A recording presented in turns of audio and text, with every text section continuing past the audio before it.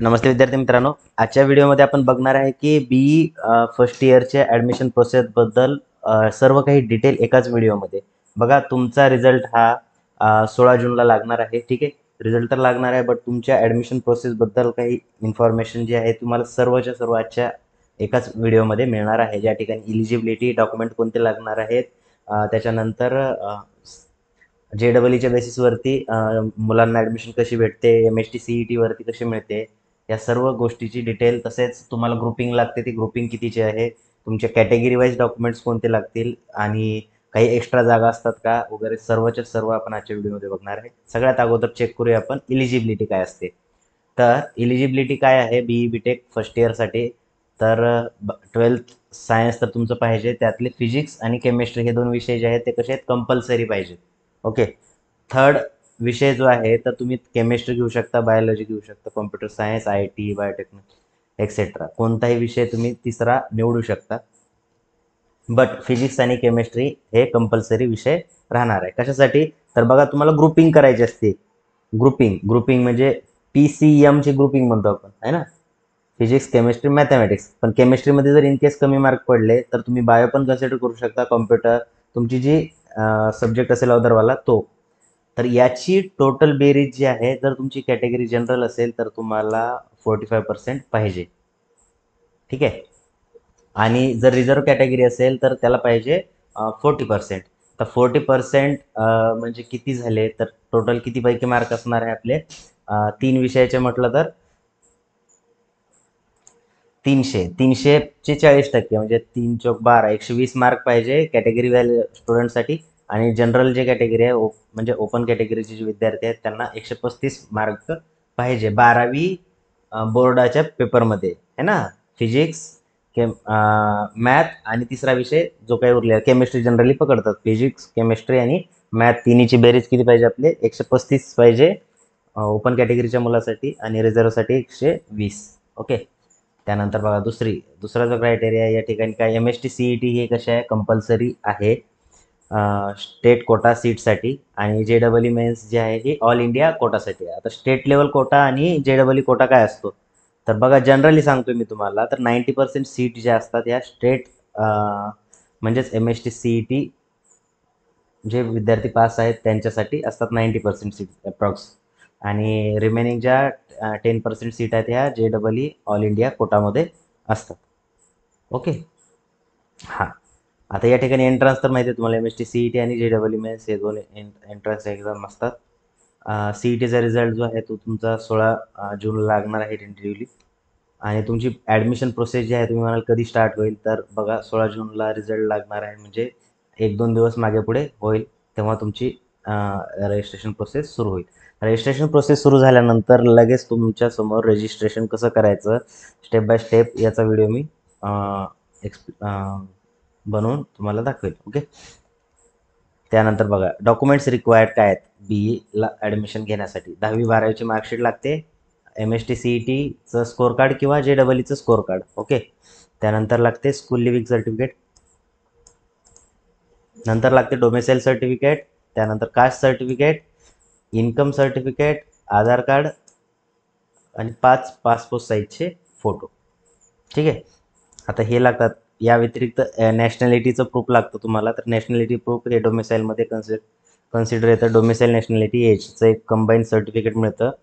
Domicile certificate हे महाराष्ट्र चा candidate आहे त्याचं प्रूफ असतं, आणि नॅशनॅलिटी हे भारताचं उल्लेख. आता याला ऑरमध्ये म्हटलं तर आपल्याला स्कूल लिव्हिंग सर्टिफिकेट असतं, त्याच्यावरती जर भारतीय लिहिलेलं असेल किंवा महाराष्ट्राचा उल्लेख असेल तर तुम्हाला डोमेसाईल नॅशनॅलिटी सर्टिफिकेटची गरज पडणार नाही.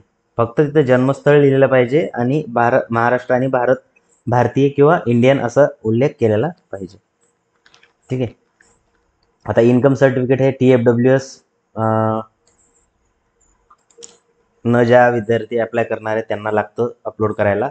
अदर विद्यार्थ्यांना तुम्हाला रेंज टाकावी लागते, त्या ठिकाणी अपलोड करायची गरज नाही. ठीक आहे.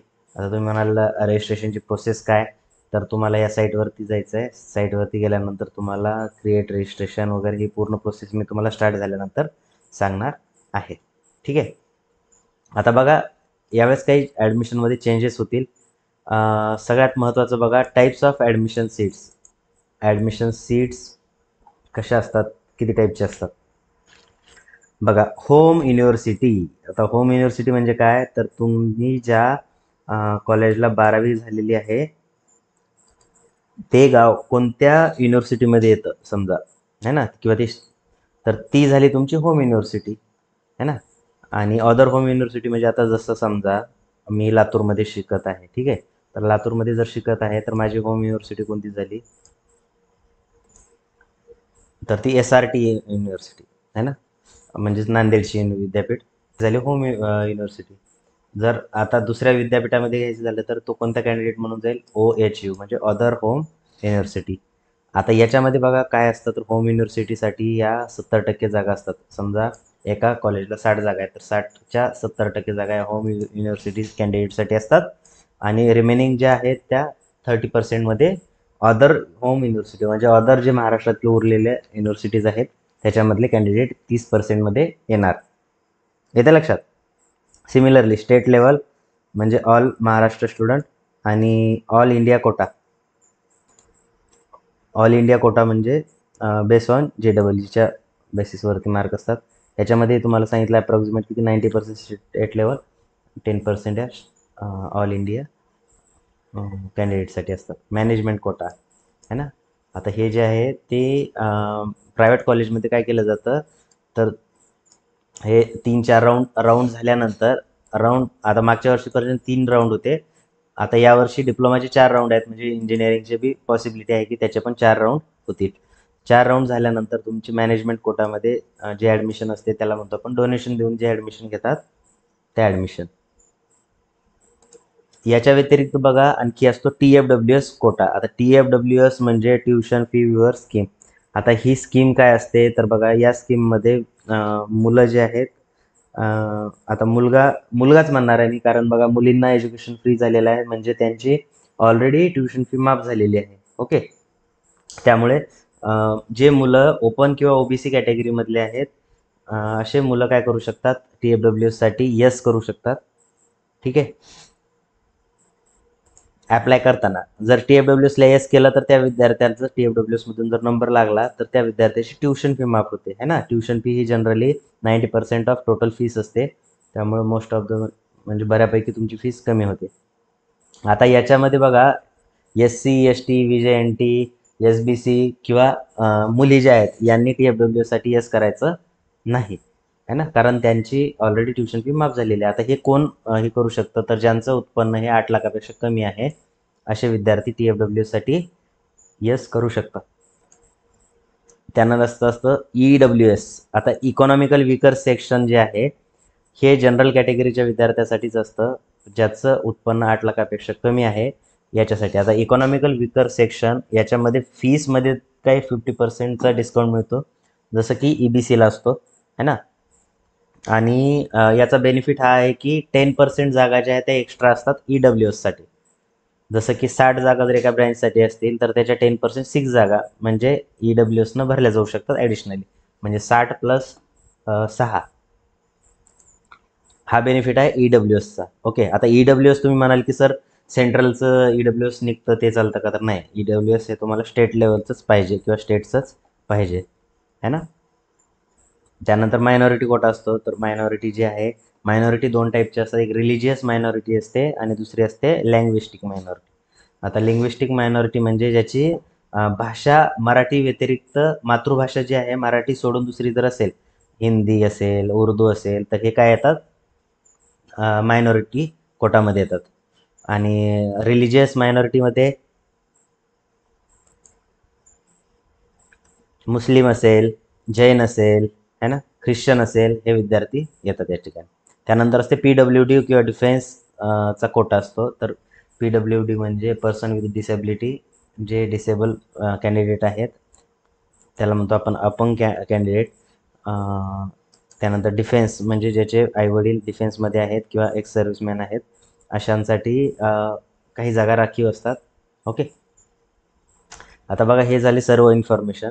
आता जर तुम्हाला याच्याशी रिलेटेड सर्व काही जर पाहिजे असेल डॉक्युमेंट्स वगैरे, किंवा इथून पुढची जी ॲडमिशन प्रोसेस आहे कम्प्लीट ॲडमिशनपर्यंत गायडन्स जर पाहिजे असेल तर तुम्ही व्हॉट्सअपचा ग्रुप जॉईन करू शकता. या ठिकाणी लिंक दिलेली आहे. ओके, तर या ठिकाणी जाऊन तुम्ही व्हॉट्सअप ग्रुप जॉईन करू शकता. टेलिग्राम ग्रुपची पण लिंक आहे, तो पण ग्रुप जॉईन करू शकता. किंवा या ठिकाणी डायरेक्टली आपली वेबसाईट आहे, या वेबसाईटचं आर्टिकल आहे, याच्यावरती क्लिक केलं आपण की डायरेक्ट तुम्ही या आर्टिकलवरती येतात. आता हे आर्टिकल जर तुम्हाला पाहिजे असेल तर तुम्हाला सिम्पली काय करायचं आहे, गुगलवरती bcsr.com सर्च करायचं आहे. ठीक आहे, bcsr.com वरती गेल्यानंतर ॲडमिशन BTech फर्स्ट इयर या लिंकवरती क्लिक केलं की तुम्हाला डायरेक्टली भेटेल. किंवा आता इथे काय झालं, हे आर्टिकल आत्ताच पब्लिश झालेलं आहे, त्याच्यामुळे 1 नंबरला आहे. बट काही दिवसानंतर हे आर्टिकल तुम्हाला दिसणार नाही. तर काय करायचं, ॲडमिशनवरती जायचं, BTech फर्स्ट इयरवरती क्लिक करायचं, तुम्हाला याच्यामध्ये तो आर्टिकल भेटून जाईल. ओके, हां.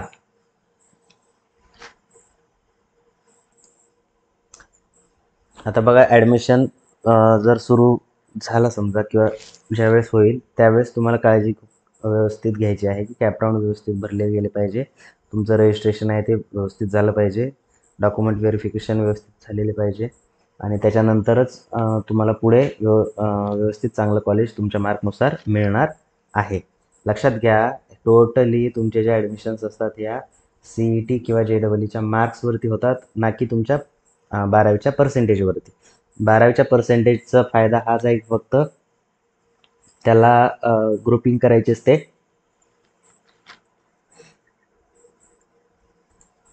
तर ओपनसाठी सांगितलं मी तुम्हाला 45% आणि OBCसाठी 40% ग्रुपिंग फक्त या ठिकाणी आवश्यक आहे.